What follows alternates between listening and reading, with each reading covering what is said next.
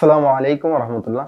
সুপ্রিয় দর্শক, চলে এলাম আমাদের ইউকে বাংলা ইউবিএল টিভির পক্ষ থেকে আয়োজিত কোরআন লার্নিং কোর্সের 11তম ক্লাসে। আজকে আমরা জানতে যাচ্ছি মাদ্দের হরকত, মাদ্দের হরফ ও লিনের হরফের বিবরণ। আগে আমরা জেনে নিব মাদ কি। মাদ শব্দের অর্থ লম্বা বা দীর্ঘ করা।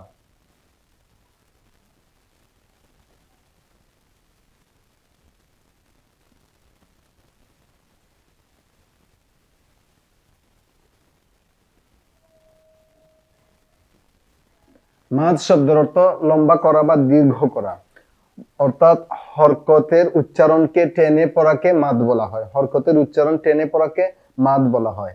মাদ্দের হরকত, মাদ্দের হরকত তিনটি। মাদ্দের হরকত হচ্ছে তিনটি: খাড়া জবর, খারাজের, উল্টা পেশ। খাড়া জবর, খারাজের, উল্টা পেশ, এই তিনটি হচ্ছে মাদ্দের হরকত অথবা মাদ্দের চিহ্ন। তাহলে যে হরফের উপর অথবা নিচে এই মাদ্দের তিনটি চিহ্ন থেকে যে কোনো একটি চিহ্ন থাকবে, এটাকে লম্বা করে পড়তে হবে। যেমন দেখেন, যদি এটা হচ্ছে বা জবর বা, সাধারণত বা জবর বা, এটা কোনো লম্বা হবে না। কিন্তু যদি এইখানে থাকে বা, এর উপর যদি খাড়া জবর থাকে, তাহলে এটা হবে বা, একটু লম্বা করে পড়তে হবে। এখন দেখেন, ফা এর উপর খাড়া জবর আছে ফা, তাহলে বা এর নিচে খারাজের আছে বি,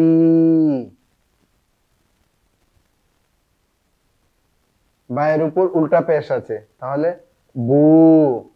এখন যেই হরফগুলোর উপরে খাড়া জবর, নিচে যদি খারাজের অথবা উপরে যদি উল্টা পেশ থাকে, এগুলোকে একটু লম্বা করে পড়তে হবে। লম্বা করার পরিমাণটা সাধারণত মাদ হলে লম্বা করার পরিমাণটা হচ্ছে এক আলিফ। এক আলিফের পরিমাণ হচ্ছে, এই যে সোজা আঙ্গুলটা সাধারণ গতিতে নামাতে এবং উঠাতে যত সময় লাগে, এই সময়ে পরিমাণটাকে বলা হয় এক আলিফ পরিমাণ। তাহলে এক আলিফ পরিমাণ লম্বা করে পড়তে হয়। মাদ্দের চিহ্ন থাকলে এক আলিফ পরিমাণ লম্বা করে পড়তে হয়। এবার আমরা দেখি উদাহরণটা।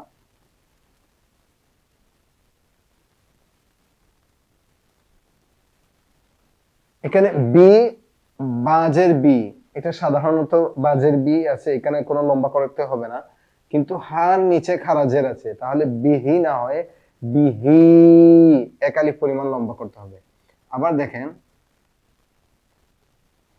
এখানে লাম জবর লা আছে, আবার হা উল্টা পেশ আছে লাহু। হুটা কেন লম্বা হবে? এখানে উল্টা পেশ আছে। উল্টা পেশটা কি? উল্টা পেশটা হচ্ছে মাদের হরকত। মাদ মানে লম্বা করে পড়া, তাহলে মাদের হরকত থাকলে লম্বা করে পড়তে হবে। আবার দেখেন,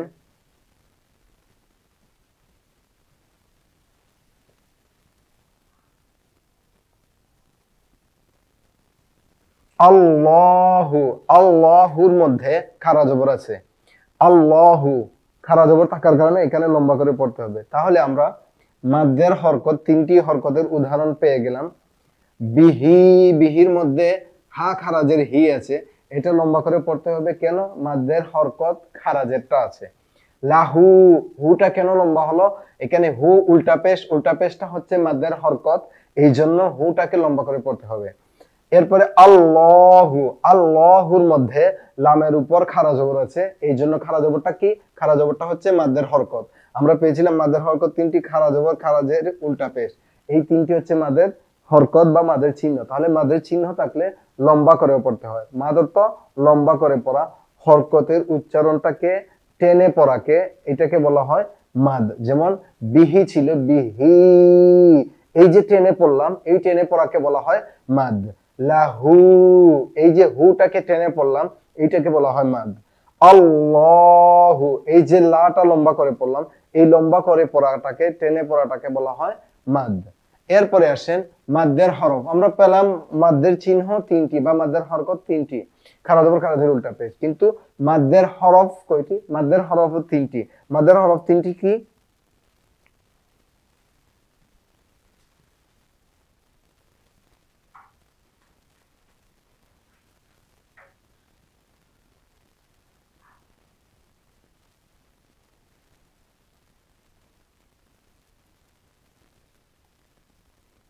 মাদ্দের হরফ তিনটি। মাদ্দের হরফ তিনটি কি?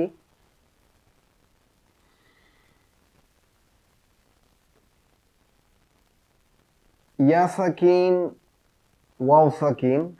আমরা আগে পড়েছিলাম ইয়া সাকিনের পরিচয় শিখেছিলাম, ওয়াও সাকিনের পরিচয় শিখেছিলাম। আমাদের প্রিভিয়াস ক্লাসে ওয়াও সাকিন এবং ইয়া সাকিন সম্বন্ধে কিছু আলোচনা হয়েছিল। এখন দেখেন, মাদ্দের হরফ চিনতে হলে ইয়া সাকিন আর ওয়াও সাকিনটাকে জেনে রাখতে হবে, এবং এই যে আলিফটা আছে, খালি আলিফটাকে জেনে রাখতে হবে। এগুলো পরিচয় আসবে। দেখেন এখন, জবরের পরে খালি আলিফ, জবরের পরে খালি আলিফ অথবা খালি আলিফের আগে জবর, জবরের জেরের পরে ইয়া সাকিন, পেশের পরে ওয়া সাকিন, জবরের পরে খালি আলিফ মাদ্দের হরফ, জেরের পরে ইয়া সাকিন মাদ্দের হরফ, পেশের পরে ওয়া সাকিন মাদ্দের হরফ। জবরের সাথে আলিফের সম্পর্ক, জেরের সাথে ইয়া সাকিনের সম্পর্ক, পেশের সাথে ওয়া সাকিনের সম্পর্ক। এখন দেখেন,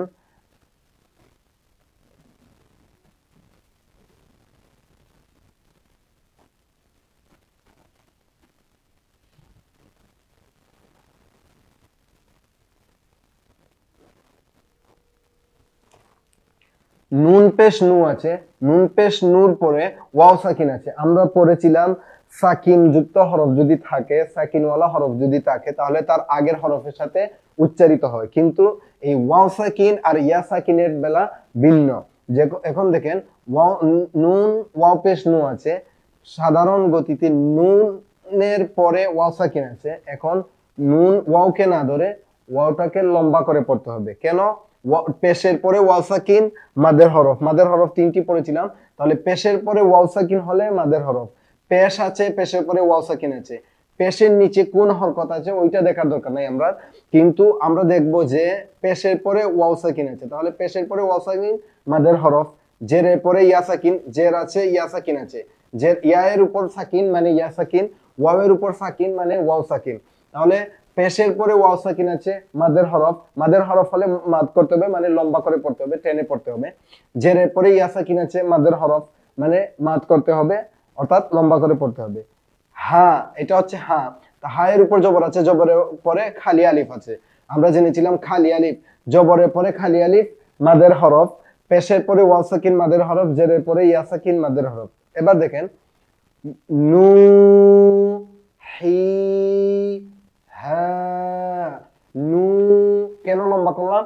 পেশের পরে ওয়াও সাকিন, পেশের পরে ওয়াও সাকিন এসেছে, মাদের হরফ হয়েছে, এই জন্য লম্বা করতে হবে। তাহলে নু হি লম্বা করবো কেন?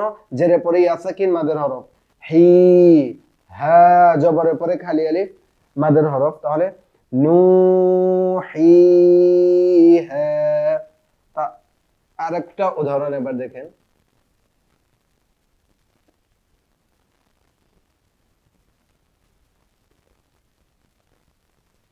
এখানে আছে ফি, জেরের পরে ইয়া সাকিন আছে তাহলে মাদ, জেরের পরে ইয়া সাকিন থাকলে মাদ, জবরের পরে খালি আলিফ আছে, এটা হা, জবরের পরে খালি আলিফ আছে, তাহলে মাদ লম্বা করে পড়তে হবে। তাহলে ফি হ্যাঁ। আবার দেখেন,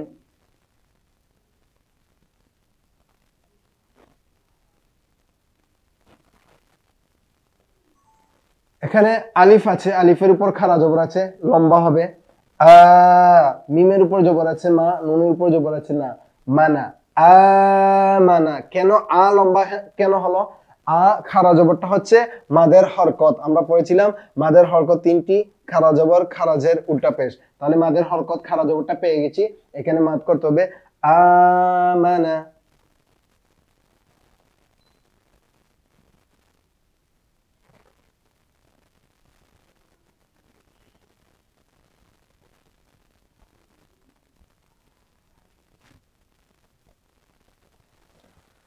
এখানে আছে সিন জবর সা, লামের উপর জবর আছে, জবরের পরে এটা হচ্ছে লাম আলিফ, তাহলে লামের পরে আলিফ আছে আর এখানে জবর আছে, জবরের পরে আলিফ, জবরের পরে আলিফ আছে।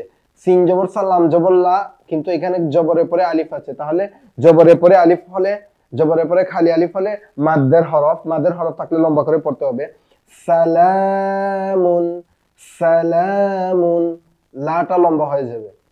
তাহলে আমরা মাদ্দের হরকতের পরিচয় পেলাম, মাদ্দের হরফ এর পরিচয় পেলাম। এখন আমাদের বাকি থাকলো লিনের হরফের বিবরণ। লিনের হরফের বিবরণ, আমরা এবার লিনের হরফ দেখব।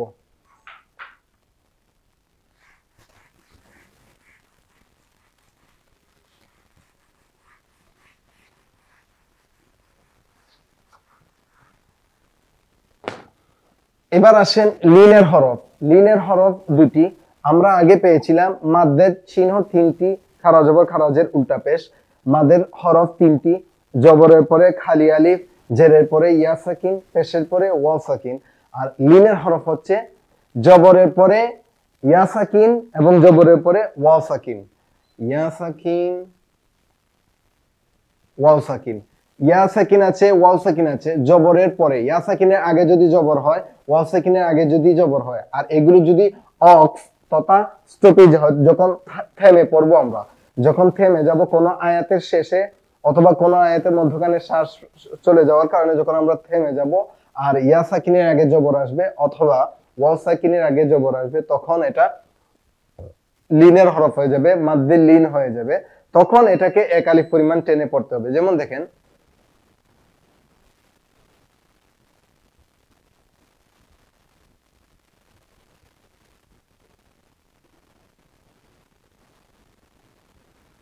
এখানে আছে খাউফুন।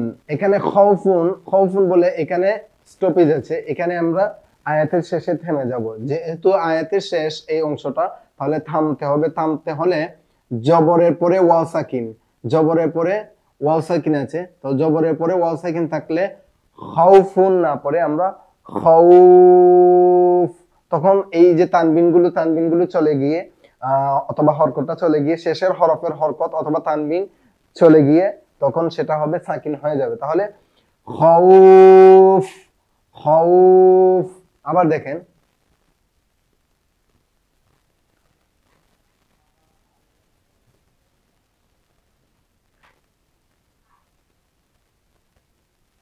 এখানে আছে বাইতুন। বাইতুনটাতে যখন আমরা অক্ফ করব অর্থাৎ থেমে যাব, তখন থেমে গেলে জবরের পরে ইয়া সাকিন যেটা আছে, জবরের পরে ইয়া সাকিনটা হলে এটা হবে মাদ্দে লিন। তো মাদ্দে লিন যখন হবে তখন আমরা এক আলিফ পরিমাণ টেনে পড়ব। বাইতুন না পড়ে, এখন যেহেতু এটা আয়াতের শেষ অংশ এই জন্য থেমে যাব। থেমে গিয়ে বাইত, বাইত। তাহলে দেখেন সম্মানিত দর্শক, আমরা মাদ্দের হরকতের পরিচয় জানলাম, মাদ্দের হরফের পরিচয় জানলাম, উদাহরণ দেখলাম, এবং লিনের হরফের বিবরণ। লিনের হরফ বলতে আমরা কখন বুঝি? অক্ফের সময় অর্থাৎ আয়াতের শেষে থেমে যাওয়ার কারণে যখন জবরের পরে ওয়াও সাকিন হবে অথবা জবরের পরে ইয়া সাকিন হবে, তখন এটা মাদ্দে লিন হবে। তাহলে মাদ্দে লিন হওয়ার জন্য শর্ত হচ্ছে আয়াতের শেষ অংশ হতে হবে অর্থাৎ থামতে হবে এবং জবরের পরে ওয়াও সাকিন অথবা জবরের পরে ইয়া সাকিন হতে হবে। তাহলে আমাদের পুরো ক্লাসটা হচ্ছে মাদ্দের হরকত অথবা মাদ্দের চিহ্ন হচ্ছে তিনটি। মাদ্দের চিহ্ন হচ্ছে তিনটি, খারা জবর, খারাজের উল্টা পেশ, এগুলো হচ্ছে মাদ্দের চিহ্ন অথবা মাদ্দের হরকত। এরপরে মাদ্দের হরফ হচ্ছে তিনটি, জবরের পরে খালি আলিফ,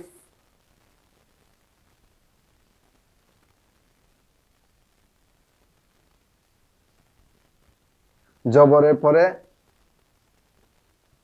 খালি আলিফ,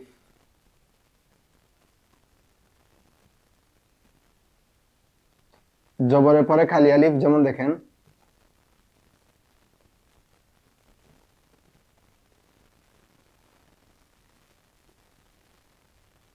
কামা, কা, কাফ জবর কা, মিমের পরে জবর আছে, মিমের উপর জবর আছে কিন্তু জবরের পরে খালি আলিফ আছে, এই জন্য এটা হয়ে গেছে মাদ। তাহলে এই মিমটাকে লম্বা করে পড়তে হবে।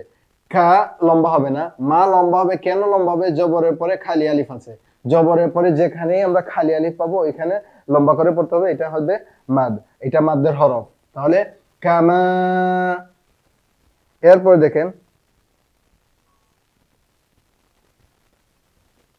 জেরের পরে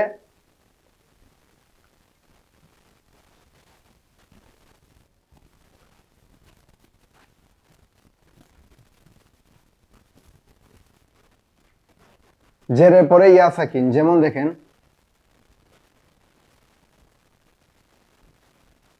এখানে ফা আছে, ফার নিচে জের আছে, কিন্তু জেরের পরে ইয়া সাকিন আছে, তাহলে ফি স্বাভাবিকভাবে ফি হওয়ার কথা ছিল, কিন্তু জেরের পরে ইয়া সাকিন আসছে, এটা মাদ হয়ে গেছে, মাদের কায়দা বা মাদের রুলস অথবা মাদের নিয়ম হয়ে গেছে, এই জন্য ফি এটা লম্বা করে পড়তে হবে। এরপরে দেখেন পেশের পরে ওয়াও সাকিন,